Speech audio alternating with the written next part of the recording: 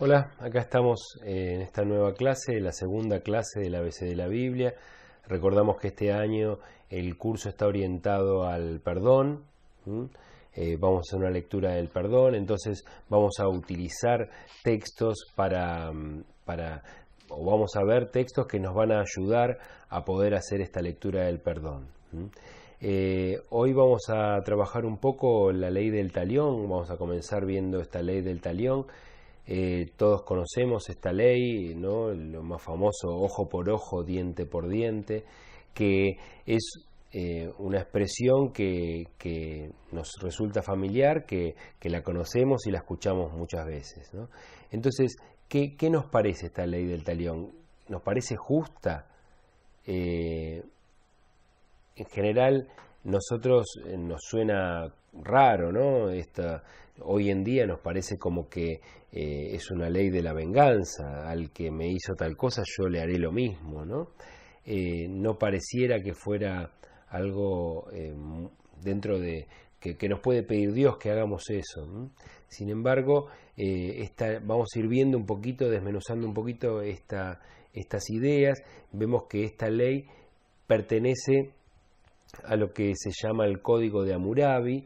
El Código de Hammurabi es un grupo de leyes, 282 leyes, que están inscritas en esta piedra volcánica que vemos en la imagen. Esta piedra volcánica había sido tallada y en la parte superior lo podemos ver a Hammurabi dialogando con el dios Sol, que es quien le entrega este código para regular la vida del pueblo, ¿no?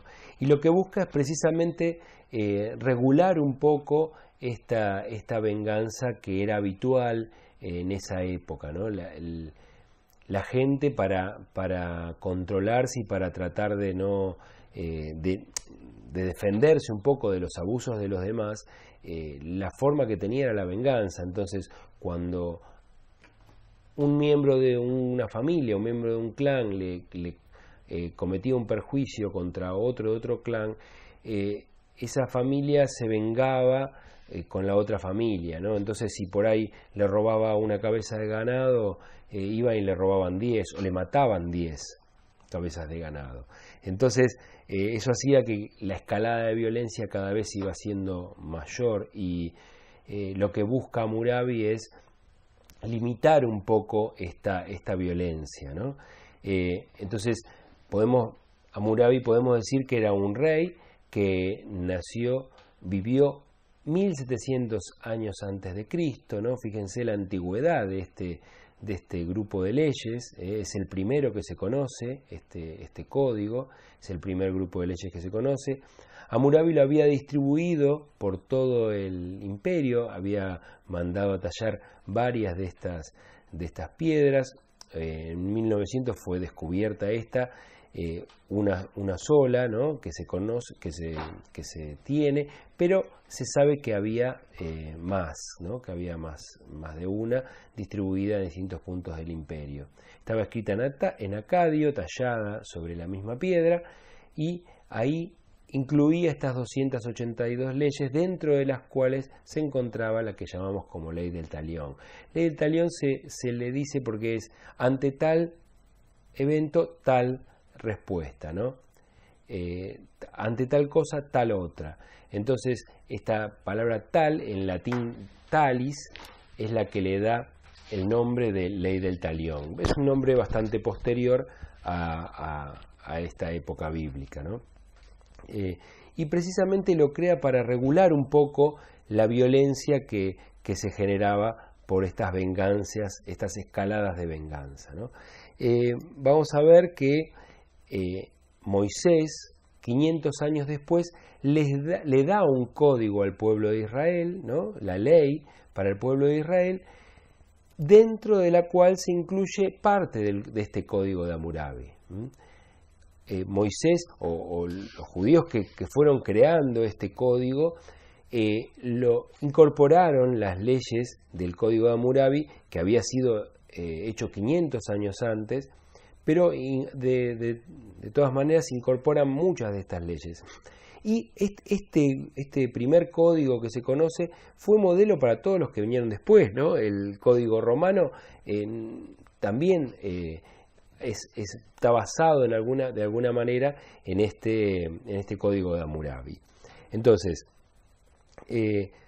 dijimos que Hammurabi lo distribuye por su reino para regular un poco las venganzas, y que Moisés en este cuerpo legal lo incluye, ¿no? Lo incluye en el cuerpo legal del judaísmo, ¿no? Lo que llamamos la Torá. Vamos a ver algunos pasajes, por ejemplo, ustedes los pueden buscar todos, yo les voy a leer Éxodo 21-23, ¿no?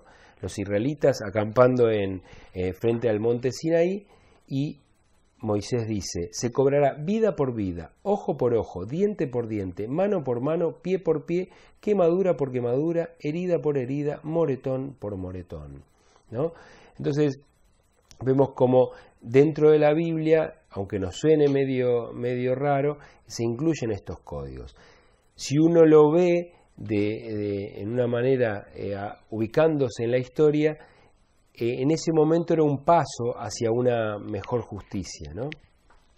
En el texto, por ejemplo, del Deuteronomio, ya antes de entrar en la tierra prometida, Moisés dice: harás pagar vida por vida, ojo por ojo, diente por diente, mano por mano y pie por pie, ¿no?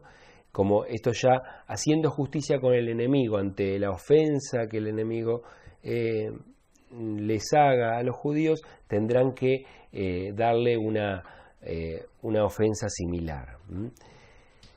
Estos textos que aparecen en la Biblia son un avance respecto a los textos que aparecían anteriores, ¿no? En épocas anteriores.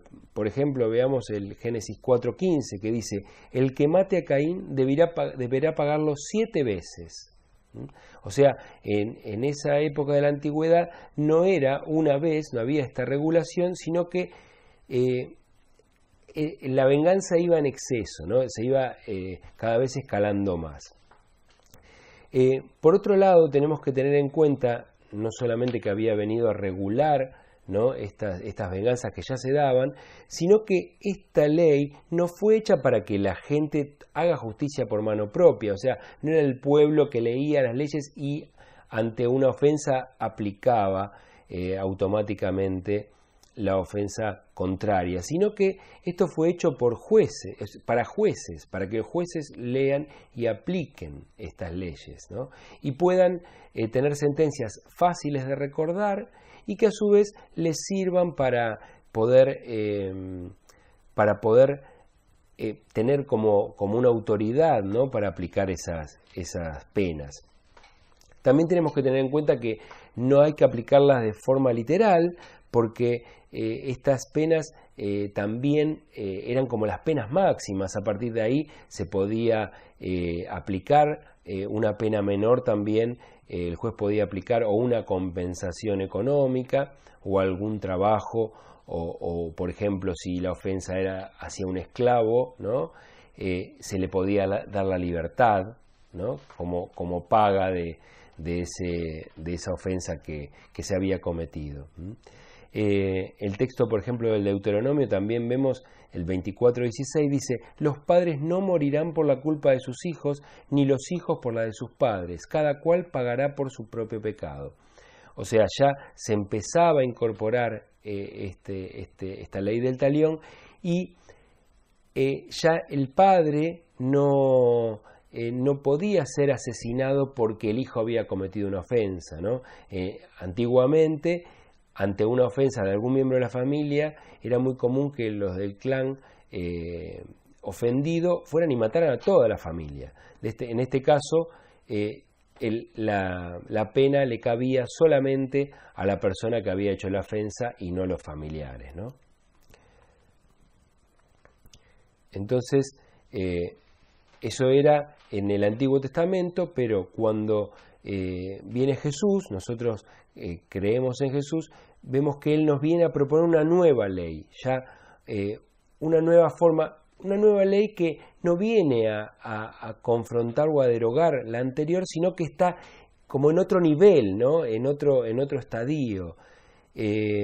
Vamos a ir viendo algunas diferencias. Jesús va más allá, ¿no? Como que no busca solo compensar la ofensa. Él quiere que nosotros podamos crecer más sobre esto, ¿no? Por eso la venganza, por más que esté regulada, siempre trae resentimientos y eso no nos permite crecer como hermanos. Entonces Jesús propone la ley del perdón. Esta nueva ley de Jesús es el perdón, ya no más la venganza. O sea, ante la ofensa del otro, yo no le respondo de ninguna manera. No me cobro esa ofensa, ¿no? Fíjense que si nos sonaba raro la ley del talión, esto es más raro todavía. O sea, Jesús nos dice, ante la ofensa del otro no tenés que hacer nada, no tenés que cobrarte de ninguna manera, ¿no? Esto es definitivamente más escandaloso y más llamativo respecto a lo que veníamos viendo hasta ahora. Jesús nos propone esto y el Sermón del Monte es uno de los textos del Evangelio donde queda mejor claro más clara esta idea de Jesús y esto que nos quiere transmitir, ¿no? En el pasaje del Sermón del Monte, después de las bienaventuranzas, en el capítulo 5 del 38 al 41, Jesús dice, han oído que antes se decía, ojo por ojo y diente por diente. En cambio yo les digo, no le contesten al que les hace mal. Al contrario, si alguien te da una bofetada en la mejilla derecha, preséntale también la otra. Al que te quiera hacer un juicio para quitarte la túnica, déjale también el manto. Y si alguien te obliga a acompañarlo 1 kilómetro, camina 2 con él, ¿no? Entonces, vemos cómo Jesús plantea estos 3 aspectos. Por un lado, el de la mejilla, ¿no? Aclara la mejilla derecha.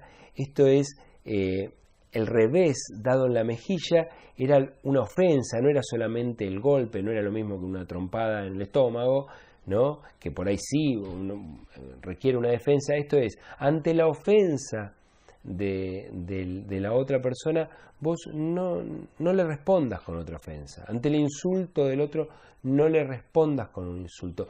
No tenés por qué considerarte ofendido, digamos, ¿no? Como que también Jesús, como que el autoestima del cristiano es tal que no tiene que ofenderse porque alguien le diga eso, sino precisamente dejar que ya no sea ofendido de esta manera, no sentirnos ofendidos, ¿no? Con respecto a la túnica y el manto, también los judíos, en general la gente en la antigüedad, tenía tal vez varias túnicas, ¿no? Varias túnicas, pero un solo manto normalmente, salvo los más pudientes. Las túnicas eran los que se cambiaban para lavarlas, ¿no? Y el manto era el que se usaba durante el día, sobre los hombros o en la cintura, pero era utilizado por la noche para abrigarse y para dormir con una manta, ¿no? Entonces, en el Éxodo, en este pasaje del Éxodo, vemos que se impide a los que eran acreedores de cobrarse con el manto. Sí se podrían cobrar con una túnica, pero no con el manto, porque era algo demasiado sacarle el manto a una persona porque se iba a morir de frío. Entonces, se podía morir de frío. Entonces, Jesús dice, no solamente este derecho que tengo yo a quedarme con el manto, sino también se lo puedo dar el manto, ¿no? Como que el cristiano que perdona, ¿no? El perdón del cristiano tiene que ir más allá de lo que la ley lo autoriza. Y esto planteemos que no es un punto de vista estoico o voluntarista, ¿no? Sino creemos que ese derecho que tengo no es necesario que lo ejerza.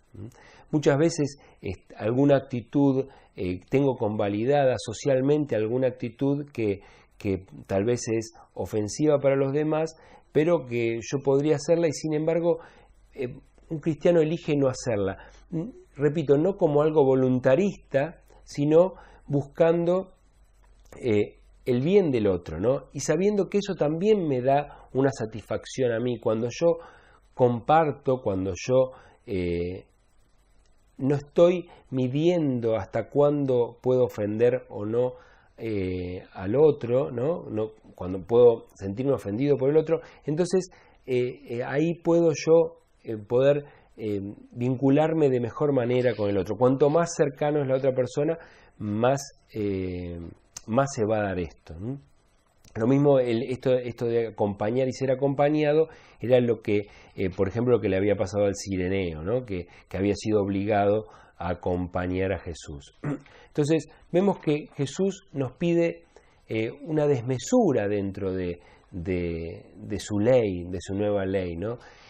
Como en otros aspectos Jesús no mide, no está midiendo, sino nos dice la felicidad.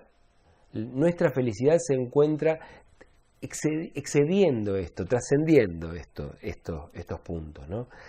Entonces, para terminar, vemos que Jesús no eliminó la ley del talión.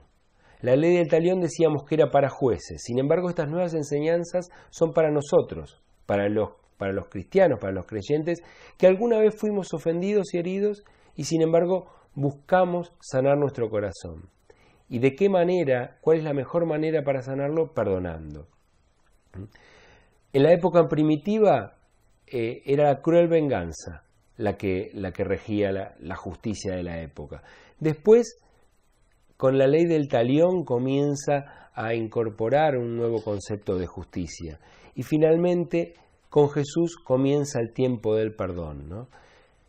Claramente está recién comenzando y todavía tenemos mucho por delante que crecer como cristianos.